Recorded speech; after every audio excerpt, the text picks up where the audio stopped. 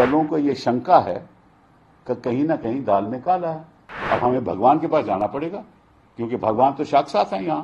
मोदी जी ने कह दिया है कि भगवान ने उन्होंने यहाँ भेजा है।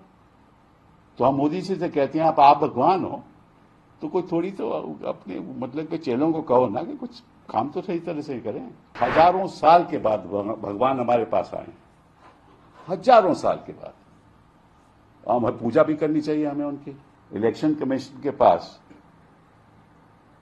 17C फॉर्म जो प्रिजाइडिंग ऑफिसर इलेक्शन कमीशन को देगा, जिसमें हस्ताक्षर पोलिंग एजेंट के भी होंगे, तो वो डेटा तो इलेक्शन कमीशन के पास है।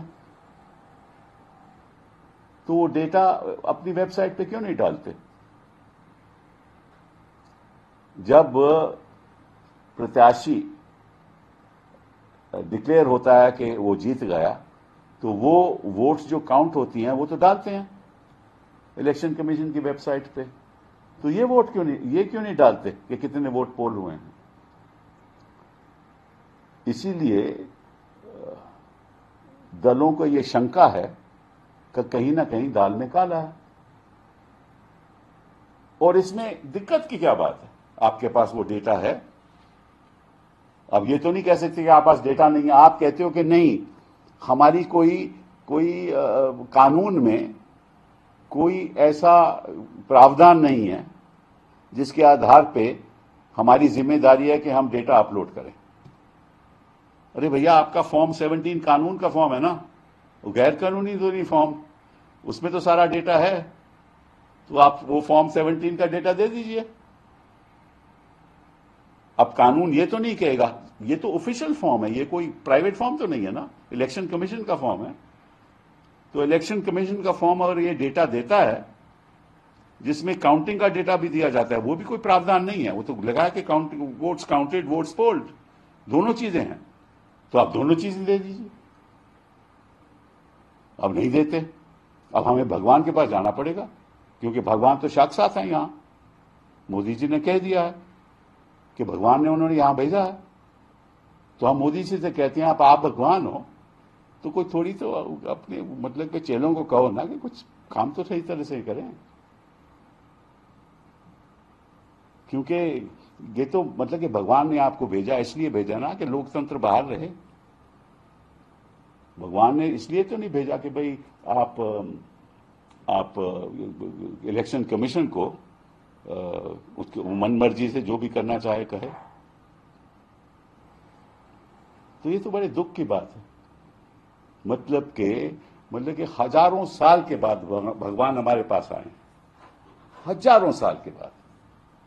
हमें पूजा भी करनी चाहिए हमें उनकी, क्योंकि भेजा गया है। तो हम चाहेंगे कि सारी पार्टियां, सारी दल भगवान जी के पास जाएं और कहें कि प्लीज हम आपसे आग्रह करते हैं कि कई चीजें आप कीजिए। एक तो जो लगभग कोई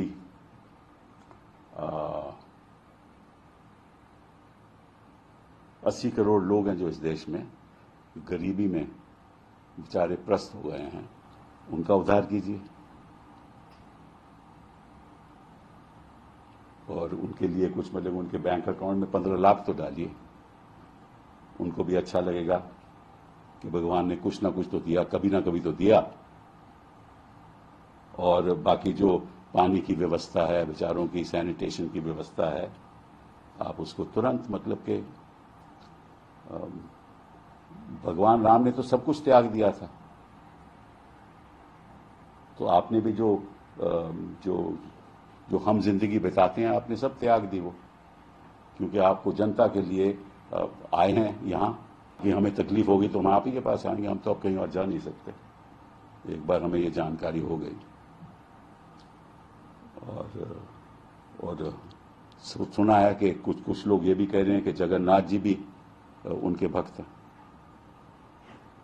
तो जगन्नाथ भक्त हो गए, भगवान यहाँ साक्षात हो गए, और हम आम आदमी अब आप ही के पास आएगा ना। आपके यहाँ कहाँ कहीं जा सकता है।